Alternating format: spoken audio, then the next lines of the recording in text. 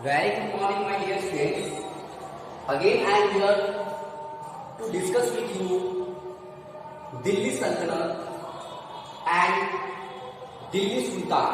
तो बेटा, इससे पहले वाले लेक्चर में हम लोगों ने कवर किया था कि हमारे पास मोहम्मद गजनवी कौन था, मोहम्मद बिन कासिम कौन था, मोहम्मद गौरी कौन था, उन लोगों ने भारत पे कैसे अटैक किया था, भारत पर कब कब अटैक किया था, और उसके बाद से हमारे पास कुतुबुद्दीन ऐबक कब आया था, किससे परमिशन लेके आया था। तो all these things related with the Delhi सल्तनत ऑफ स्लेव डायनेस्टी का, ठीक है, हम लोगों ने प्रॉपर तरीके से पढ़ लिया था इससे पहले वाले लेक्चर में। अगर आप लोगों ने नहीं देखा है तो मैं उस वीडियो का लिंक अपने डिस्क्रिप्शन बॉक्स में लिख दूंगा, आप वहां से उस वीडियो को भी प्रॉपर तरीके से देख लीजिएगा। तो बेटा, अब हम बात करते हैं, जैसे कि हम लोगों ने फर्स्ट लेक्चर में देखा था कि हमारे पास दिल्ली सल्तनत का टाइम पीरियड क्या था। तो दिल्ली सल्तनत का टोटल टाइम पीरियड था बेटा 1206 से लेकर 1526 तक। This was the time period of the Delhi सल्तनत। अब बेटा, हमारे पास दिल्ली सल्तनत के टाइम पीरियड के रिगार्डिंग एक क्वेश्चन भी आता है कि किस डायनेस्टी ने सबसे कम समय के लिए रूल किया था। तो बेटा, वो कौन सा डायनेस्टी था? तो खलजी डायनेस्टी। खलजी डायनेस्टी ने सबसे कम समय के लिए रूल किया था। कितने साल के लिए? तो ओनली 30। कितने साल? Only 30 years. और बेटा, सबसे लंबा अगर हमारे पास किसी डायनेस्टी ने रूल किया था तो आप यहाँ पे देख सकते हो, स्लेव डायनेस्टी 1206 से 1290 और खलजी डायनेस्टी 1290 से लेकर 1320 और तुगलक डायनेस्टी 1320 से लेकर 1414। देख रहे हो ना। अब 1414 से सैयद डायनेस्टी स्टार्ट होता है 1451 और लोधी डायनेस्टी 1451 से 1526। तो आप देख सकते हो कि सबसे लंबा समय किसका है रूल करने का। तो बेटा, ये है आपका तुगलक डायनेस्टी, ठीक है। तुगलक डायनेस्टी ने कितने साल रूल किया? तो बेटा, 94 ईयर तुगलक डायनेस्टी ने रूल किया था, ठीक है। और खलजी डायनेस्टी ने 30। तो सबसे लंबा टाइम पीरियड किसका था दिल्ली सल्तनत में? तो तुगलक डायनेस्टी का था। और सबसे शॉर्ट पीरियड किसका था? तो खलजी डायनेस्टी का था। तो बेटा, अब हम लोगों ने फर्स्ट जब लेक्चर मैंने दिया था स्लेव डायनेस्टी के बारे में, तो मैंने आपको बताया था कि कुतुबुद्दीन ऐबक कब शासक बना था, उसके बाद से इल्तुतमिश। नेक्स्ट डायनेस्टी की तरफ मूव करता हूं। तो नेक्स्ट डायनेस्टी हमारे पास कौन सा है बेटा? तो नेक्स्ट डायनेस्टी है आपका खलजी डायनेस्टी। तो खलजी डायनेस्टी है बेटा। तो खलजी डायनेस्टी हमारे पास किस डायनेस्टी के बाद आया था? तो स्लेव डायनेस्टी, जिसको हम मुमलुक डायनेस्टी के भी नाम से जानते हैं। मुमलुक डायनेस्टी, स्लेव डायनेस्टी, जिसको हिंदी में हम कहते हैं गुलाम वंश। तो बेटा, अब हम उसके बारे में डिस्कस करते हैं कि हमारे पास गुलाम वंश के बाद जो दिल्ली सल्तनत में शासन किया वो कौन था? तो वो था खलजी डायनेस्टी। खलजी डायनेस्टी में बेटा हमारे पास there were the 3 rulers in the Khalji dynasty. The first one was the Jalaluddin Khalji, second one was the Alauddin Khalji and third one was the Mubarak Shah Khalji. Mubarak Shah Khalji was the last Delhi Sultanate ruler of Khalji dynasty. Jalaluddin Khalji was the founder of Khalji dynasty. Jalaluddin Khalji was founder of Khalji dynasty and Mubarak Shah Khalji was the last ruler of the Khalji dynasty and Alauddin Khalji was the best ruler of the Khalji dynasty. तीनों के बारे में ये चीज आप जान गए। तो बेटा, हमारे पास जलालुद्दीन खलजी वो 1290 से लेकर 96 तक, यानी कि सिर्फ वो 6 साल तक ही दिल्ली सल्तनत यानी कि दिल्ली के गद्दी पर बैठे। और बेटा, जलालुद्दीन खलजी के बारे में एक बात आप लोग समझ लो, इनके बारे में जो क्वेश्चन पूछा जाता है तो इनके बारे में 2 से 3 क्वेश्चन पूछे जाते हैं जो आपके की कॉन्सेप्ट है। मैं आपको वो क्लियर कर रहा हूं कि पूरे दिल्ली सल्तनत में 1206 से लेके 1526 तक के बीच में सबसे ज्यादा उम्र में शासक बनने वाला दिल्ली सुल्तान कौन था? तो वो बेटा थे यही आपके कौन? जलालुद्दीन खलजी। बहुत ही वृद्ध व्यक्ति थे, ठीक है, बूढ़े टाइप के थे। और बेटा, बूढ़े होने के साथ साथ यह एक लिपिकीय वर्ग में काम करते थे, यानी कि यह एक क्या थे, लिपिकीय वर्ग, यानी कि वह क्लर्क के डिपार्टमेंट में काम करते थे। ये तो आप जान गए। दूसरा, खलजी डायनेस्टी के संस्थापक का नाम क्या है, जलालुद्दीन खलजी। तो बेटा अब इनकी तो यहाँ पे जब ये 1219 में गद्दी पर बैठे तो 96 में इनकी डेथ हो गई। तो बेटा 96 में डेथ कैसे हो गई, तो अब बेटा अलाउद्दीन खलजी नामक एक बहुत ही सभ्य, बहुत सुशील, बहुत ही अच्छा शासक था अलाउद्दीन खलजी। आप लोगों ने मूवी भी देखा होगा, एक मूवी आई थी, हीरो कौन था आप लोग को पता है ना, कमेंट सेक्शन में जरूर बताना कि वो हीरो कौन था, उस मूवी की नाम क्या थी। बहुत जबरदस्त रोल किया था उसने, ठीक है। तो अलाउद्दीन खलजी हमारे पास जो होता है बेटा, वह भतीजा होता है जलालुद्दीन खिलजी का, और उसके बाद से दामाद भी होता है, यानी कि जलालुद्दीन खिलजी की जो पुत्री थी उससे यह अपना विवाह भी रचाया रहता है और भतीजा भी रहता है। ये भतीजा भी है और दामाद भी है, किसका, जलालुद्दीन खिलजी का। और बेटा दामाद है तो उत्तराधिकारी भी है। तो अब ये सोच रहा है कि अरे यार ये बूढ़ा कितना दिन जिएगा, अरे मैं अभी इतना काबिल हूं कि जैसे मुझे गद्दी पर बैठाया जाएगा मैं सब कुछ प्रॉपर तरीके से स्टेबलाइज करके इन्वेंट कर दूंगा, यानी कि एक्सपेंड कर दूंगा अपने रीजन को। तो बेटा अब इस मोटो के साथ जलालुद्दीन खिलजी अलाउद्दीन खिलजी अपने ससुर जी यानी कि जलालुद्दीन खिलजी को बुलाता है, ठीक है। और बुलाने के बाद, ठीक, वह क्यों बुलाता है, तो वो कहता है भैया मैं गया था एक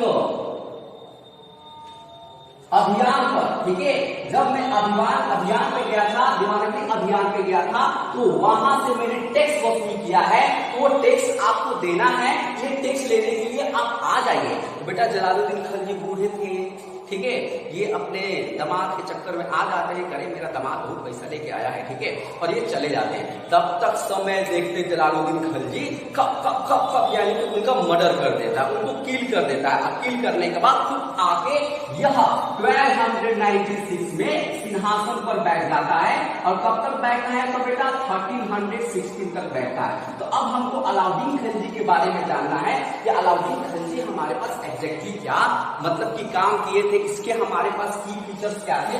तो हमारे पास सबसे पहले जो अलाउद्दीन खिलजी का मूल नाम था वो था आपका अली गुरु सर, ठीक है। और इसने टाइटल लिया था, टाइटल मतलब इसको उपाधि मिला था।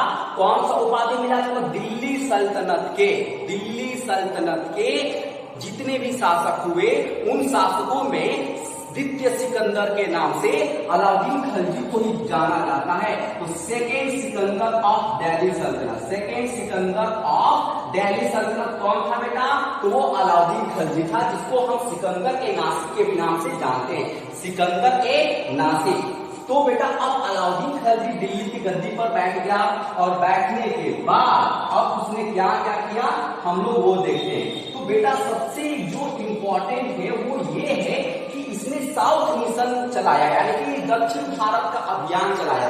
दक्षिण भारत का अभियान मतलब क्या, यह दक्षिण भारत के छोटे छोटे राजाओं को हराता था और उसका विलय अपने दिल्ली सल्तनत में कर लेता था। You can say that he started the south mission in which he defeated the small kingdom of the small kingdom, and he expanded his Delhi Sultanate over their kingdom. In this way he expanded Delhi Sultanate in the South India. और इस तरह से उसने south India में क्या किया था, अपने दिल्ली सल्तनत को फैला दिया था। अब बेटा हमारे पास साउथ मिशन पे जब गया तो गुजरात मिशन एक आता है, तो गुजरात मिशन पर गया तो वहां पर उसकी मुलाकात हुई एक किन्नर से। किससे हुई, किन्नर समझ रहे हो ना, ठीक है, जो ना तो मेल होते हैं ना तो फीमेल होते हैं, बीच वाले, ठीक है। तो किन्नर से मुलाकात हुई, उस किन्नर का नाम था मलिक कफूर। क्या नाम था, मलिक कफूर। तो बेटा अब मलिक कफूर से ये बहुत प्रभावी हुआ। प्रभावी क्या हुआ, ये जबरदस्त तरीके से तीर चलाता है, एकदम जगह पे टारगेट रखा था। अब अलाउद्दीन खिलजी को ये पसंद आ गए कि नहीं भाई इसको मैं खरीदूंगा और अब खरीद कर इसको मैं अपना सेनापति बनाऊंगा। Alauddin Khilji wanted to buy Malik Kafur a king and wanted to make him a commander of his army and उसने बेटा 1000 दिनार यानी कि 1000 दिनार देकर मलिक कफूर को वह खरीद लिया। इसलिए मलिक कफूर को कहा जाता है 100 दिनारी, 1000 दिनारी, ठीक है, सॉरी 1000 दिनारी, ठीक है, 1000 दिनारी। यानी कि ये मलिक कफूर का जो टाइटल मिला था 1000 दिनारी, वो क्यों मिला था? Because Alauddin bought Malik Kafur after paying 1000 दिनार, so Malik Kafur was known as the 1000 दिनारी। इसको हिंदी में हम कहते हैं 1000 दिनारी, ठीक है। तो अब बेटा हमारे पास जो मलिक कफूर है उसको वो खरीदता है और उसको अपना सेनापति बना देता है। अब बात आती है, ठीक है, अब बात जो आती है क्या, तो अब इसके इंपॉर्टेंट कुछ पॉइंट्स है। तो बेटा हमारे पास वो कौन कौन सा पॉइंट है कि इसने दो, मतलब कि इसने तो आपके मलिक कफूर के बनने के बाद यह सोचने लगा कि मैं अब विश्व विजेता बनूंगा। यानी कि 2 ख्वाब अपने मन में ठान लिया कि अब मैं 2 ख्वाब आराम से देख सकता हूं। एक कौन सा? तो बेटा हिटलर का नाम सुने, वो भी विश्व विजेता बनना चाहता था। तो वैसा ही अलाउद्दीन खिलजी था, ही wanted to become world champion, world winner, ठीक है। और दूसरा क्या था? दूसरा था कि मैं एक खुद अपना धर्म बनाऊंगा और उस धर्म को प्रचार प्रसार करूंगा, ठीक है, यानी कि एक नए धर्म को इंप्लीमेंट करूंगा इस समाज में। जो इसके उस समय कोतवाल होते थे, तो वो कोतवाल आते हैं और कहते हैं अरे भैया अलाउद्दीन खिलजी तुम बदला रहे होगा, ठीक है, ये झूठ मूठ का कहा है, अरे जो इतना मिला है उतने में ही सब्र करो, इतने से ही आपका नाम इतिहास में आने लगेगा। तो अलाउद्दीन खिलजी उसकी बातों से सहमत होते हैं, कोतवाल की बातों से, और अपने इन दोनों ख्वाबों को छोड़ देते हैं। तो 2 ख्वाब क्या थे? एक तो विश्व विजेता बनना और दूसरा क्या था? एक नया धर्म लॉन्च करना, इंप्लीमेंट करना, इंट्रोड्यूस करना। Is it clear? अब इसके लाइफ की जो सबसे इंपॉर्टेंट चीज होती है वो क्या होती है? तो बेटा इसने ये पूरे दिल्ली सल्तनत का पहला ऐसा शासक था जिसने ऑर्डिनेंस इंट्रोड्यूस किया, यानी कि इसने अध्यादेश लाया। यानी कि आप देखते हो ना कि हमारा संविधान है, हम संविधान के हिसाब से काम करते हैं, ठीक है। तो इसने बेटा रिटेन एविडेंस से ऑर्डिनेंस इंप्लीमेंट किया, इंट्रोड्यूस किया उस समय दिल्ली सल्तनत में। और उसके जो 4 ऑर्डिनेंस थे वो क्या थे? तो ही इंट्रोड्यूस 4 ऑर्डिनेंस। कितने? ही इंट्रोड्यूस 4 ऑर्डिनेंस। तो अब बेटा हमारे पास वो ऑर्डिनेंस क्या थे? तो जो फर्स्ट ऑर्डिनेंस था वह क्या था? तो पहला ऑर्डिनेंस ये था कि मेरे शासन में कोई भी इंसान मेरे इजाजत के बगैर कुछ नहीं कर सकता। अरे भैया पगला रहे होगा? हाँ, मोदी जी आके कहेंगे कि मेरे से बिना पूछे तुम कुछ नहीं कर सकते हो, तो भैया समझ रहे हो ना, सीट गिर जाएगी लोकसभा की, ठीक। जनता को खुश रखना है, आप जनता से पंगा नहीं ले सकते हो, ठीक है। तो बेटा अब इसने पहला ऑर्डिनेंस इंट्रोड्यूस कर दिया। क्या किया कि you can not do anything according to your desire. If you want to do anything first you have to take permission from my side. अगर आप कुछ करना चाहते हो तो आप अपने इच्छा अनुसार नहीं कर सकते हो, अगर करना चाहते हो तो मैं हूं ना, आप मेरे पास आओ। और मैं मतलब मैं प्रत्येक सबसे इजाजत नहीं लेना है, मैं इतिहास पढ़ा रहा हूं। तो उस समय अलाउद्दीन खिलजी से इजाजत लेना था। This was the first ordinance, ठीक है। अब सेकेंड ऑर्डिनेंस क्या था? तो बेटा सेकेंड ऑर्डिनेंस जबरदस्त था। अब सेकेंड ऑर्डिनेंस में ये हो गया कि भैया अगर आपका पुत्र नहीं है, आपका पुत्र नहीं है, बेटा जब आपका पुत्र नहीं है और आप मेरे दिल्ली सल्तनत के निवासी हो तो आपकी जो संपत्ति है वो मैं ले लूंगा। यानी कि सरकार, यानी कि शासन करने वाला राजा अपने अधीन कर लेगी। अगर आपका पुत्र नहीं है तो भैया ये क्या जबरदस्ती है क्या? ठीक है, हाँ, तो उस समय ये जबरदस्ती थी, ठीक है। अब थर्ड हमारे पास क्या था? तो बेटा थर्ड तो इससे भी जबरदस्त था। थर्ड ये था कि थर्ड ऑर्डिनेंस ये था कि अगर आप मेरे यहां गुलामी करते हो, अगर आप मेरे यहां कर्मचारी हो, अगर आप जिस पोस्ट पे हो, अगर आप झाड़ू लगा रहे हो, अगर आप सेनापति हो, अगर आप सोल्जर, मतलब काम करने के रिलेटेड अगर आप मेरे यहां काम कर रहे हो, तो आपके आने वाला जनरेशन, आपकी आने वाली पीढ़ी भी मेरे ही राज्य में रहेगी और यही काम करेगी, वो दूसरा काम नहीं कर सकती है। This was the third ordinance passed by the Alauddin Khilji. बेटा ये थर्ड ऑर्डिनेंस था। अब ये कैसे हो सकता है, मान लो कि आपके पिताजी, मतलब बहुत साल पहले कोई ना कोई किसान होगा ना, लेकिन आज आप लोग बिजनेस कर रहे हो, आज आप लोग प्रॉपर तरीके से कोई जॉब कर रहे हो, तो बेटा ये चीज उस समय अलाउद्दीन नहीं सोचता था। वो कहता था कि आप आ रहे हो, अगर आप वॉशरमैन हो तो आपका पूरा जनरेशन वॉशरमैन रहेगा, ठीक है, आप क्लीनर हो तो पूरा जनरेशन क्लीनर रहेगा, अगर आप दास हो मेरे यहां तो आपका पूरा पीढ़ी ही दासी का काम करेगा मेरे यहां। Is it clear? अब देखो फोर्थ वाला तो बहुत जबरदस्त है। What was the fourth ordinance? देखो बेटा, एक्चुअली जैसे कोरोना का टाइम चल रहा है ना, तो जितने भी एल्कोहल, मतलब कि जो वाइन थे, बियर थे, एल्कोहल था, फर्स्ट लॉकडाउन में मोदी जी ने बंद करा दिया। तो जितने भी इसके एडिक्ट थे, ठीक है, जो लेने वाले थे एल्कोहल, तो वो पगला गए। क्या हुए थे? पगला गए थे। तो अलाउद्दीन खिलजी का फोर्थ ऑर्डिनेंस उसी से रिलेटेड है। उसने कहा कि if you wanted to have alcohol, so you are not allowed to have alcohol without my permission, ठीक है। तो बेटा अब उस समय जो एडिक्ट लोग थे, पगला गए थे, घूम रहे थे, उनको तो ये अलाउद्दीन खिलजी का मार दो, पगला गए थे ना उस समय ये, क्योंकि उनको मिल ही नहीं रहा था, क्योंकि उसने मना कर दिया। अब न मिलने की वजह से क्या हुआ बेटा, न मिलने की वजह से घर घर में एल्कोहल बनने लगा। तो अब अलाउद्दीन खिलजी पगला गया इन लोगों के चक्कर में, ठीक है। वो कहा करे भाई मैंने तो एल्कोहल पे बैन लगाया और यहाँ तो घर घर में बनने लगा, मैंने मार्केट में बंद करवाया और घर घर में बनने लगा, क्योंकि लोग एडिक्ट थे ना, जो एडिक्ट थे उनको चाहिए था। तो बेटा अब उसने क्या किया, अपने फोर्थ ऑर्डिनेंस में उसने कुछ छूट दिया, और वो क्या था कि अच्छा भैया आप किसी फंक्शन में पी सकते हो, ठीक है, आप नॉर्मली नहीं पी सकते हो, ठीक है। तो इतना छूट दिया, तब जाके थोड़ा सा सुधार हुआ। तो ऑर्डिनेंस पास करने वाला पहला दिल्ली सल्तनत का रूलर कौन था? तो अलाउद्दीन खिलजी। तो Alauddin Khilji pass four ordinance, and ordinance pass करने वाला पहला ये शासक भी बन गया। Is it clear? और क्या क्या फोर ऑर्डिनेंस मैंने आपको बता दिया। अब भैया इसके बाद जो अलाउद्दीन खिलजी है वो थोड़ा सा बहुत ज्यादा सोचने वाला था, तो उसने 2 टैक्स इंप्लीमेंट किए। कितने? 2 टैक्स इंप्लीमेंट किए। वो दोनों टैक्स क्या थे बेटा? तो एक था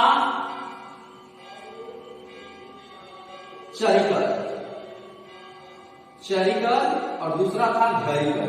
तो बेटा अब हमारे पास चरिकर क्या था? तो जो हमारे पास गाय चरने जाती थी तो चरने के लिए टैक्स लेता था। अच्छा आपकी गाय है, चल रही है, फील्ड में चल रही है ना, टैक्स देना, ठीक है। और बेटा ये उन गायों के चरने की वजह से टैक्स लेने लगा। दूसरा था घरिकर। अब ये भैया कौन है? आज हम लोग हाउस टैक्स देखते हैं ना, तो अब वो भी हाउस टैक्स लेता था। हाउस टैक्स कैसे? तो आप अपने घर में रहते हो, तो घर में रहते हो तो घर में रहने के लिए टैक्स दो।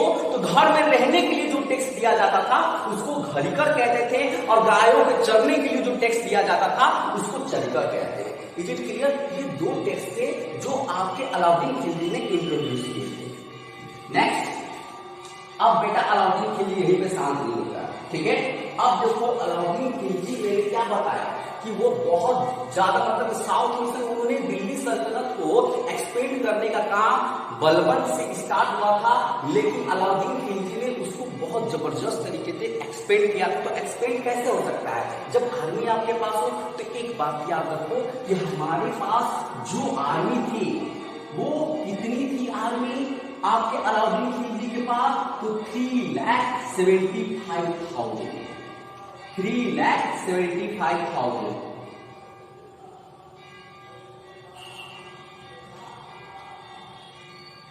ओके, ये टोटल नंबर ऑफ सोल्जर थे, total number of soldier in Alauddin Khilji army, Alauddin Khilji के आर्मी में टोटल नंबर ऑफ सोल्जर थे। अब बेटा ये सोल्जर को क्या देता था, तो सैलरी देता था।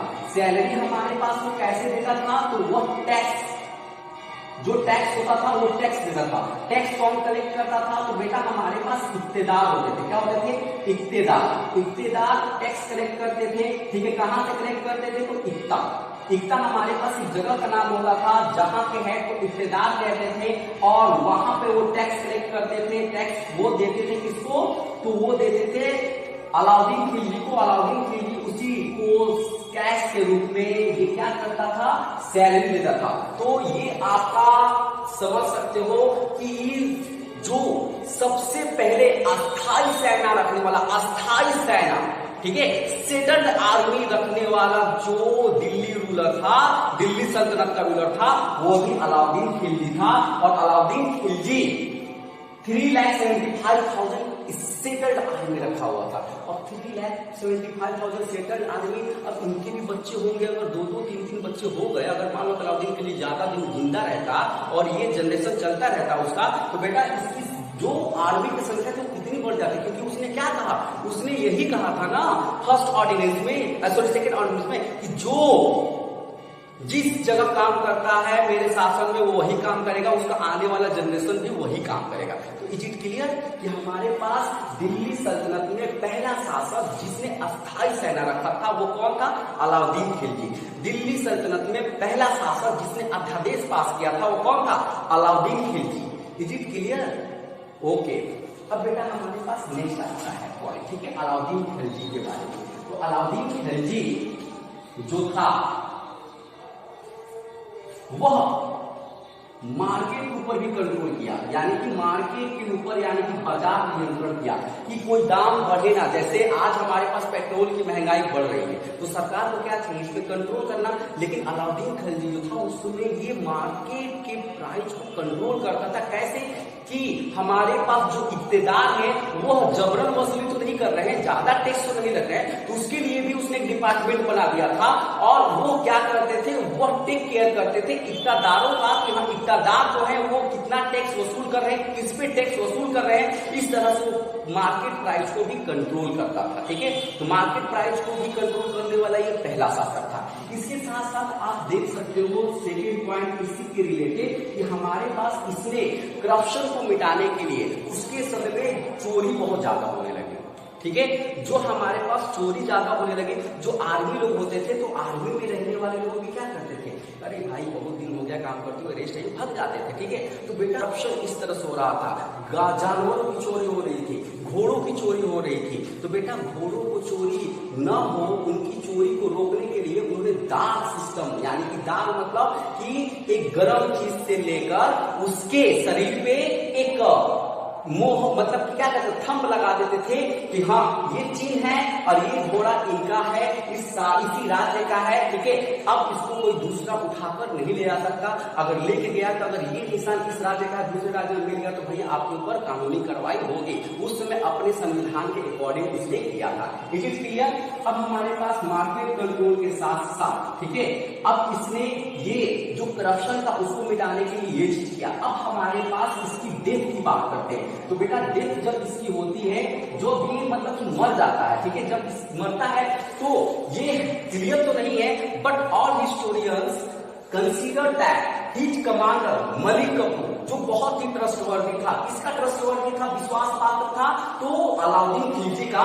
उसने अलाउद्दीन खिलजी की पहले हत्या की और जो सीरी नामक जगह अलाउद्दीन खिलजी ने बनाया था, जिसको हम क्या कहते हैं,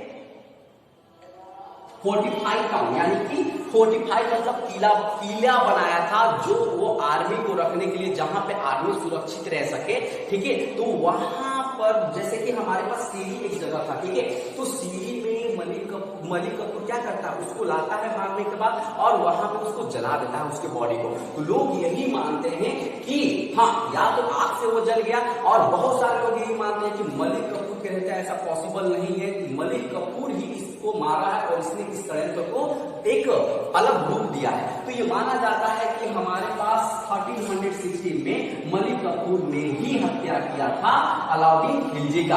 अब 1316 के बाद हमारे पास जो थर्ड होते हैं, जो खिलजी डायनेस्टी के लास्ट रूलर होते हैं, उनका नाम होता है मुबारक शाह खिलजी। ये भैया बहुत ही विचित्र थे, अनमोल थे, ठीक है। अब जैसे कि हम सभी लोग के धर्म में एक गुरु होते हैं, तो मुस्लिमों के धर्म में एक गुरु होते हैं जिनका नाम होता है खलीफा।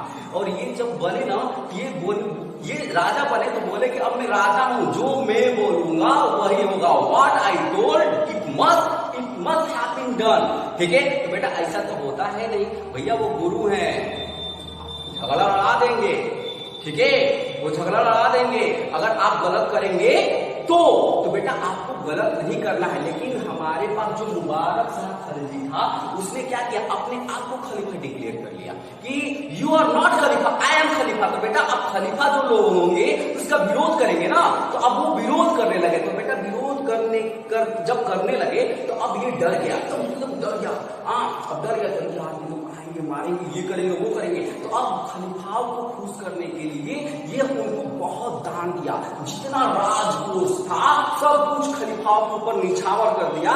इसकी राजकोष पूरी तरह से खत्म हो गई, इसकी जो ट्रेजरी थी वो पूरी तरह से खत्म हो गई, इसकी संपत्ति पूरी तरह से खत्म हो गई, इसका खजाना खत्म हो गया। तो खजाना खत्म हो गया तो भैया आप सैलरी भी देना है, ये पूरा दिल्ली सल्तनत को रूल करना है, कैसे करोगे, जबरदस्ती तो कर नहीं सकते हो। तो बेटा ये इसकी जो खिलजी वंश था, इसकी डिक्लाइनिंग का कारण बना। और खिलजी वंश के बाद में हमारे पास तुगलक डायनेस्टी आती है। तो आप सभी लोग इस सारे की कॉन्सेप्ट को समझ रहे होंगे कि जलालुद्दीन खिलजी कौन था, अलाउद्दीन खिलजी कौन था, मुबारक शाह खिलजी कौन था। तो आई होप आप लोग को ये वीडियो पसंद आया होगा। और बेटा चैनल को लाइक सब्सक्राइब जरूर कर देना, और अगर वीडियो अच्छा लगे तो कमेंट सेक्शन में जरूर आप उसको बता देना मुझे। एंड नेक्स्ट वीडियो आपका तुगलक डायनेस्टी के बारे में होगा की कॉन्सेप्ट के साथ। तब तक thank you, have a nice day, bye bye.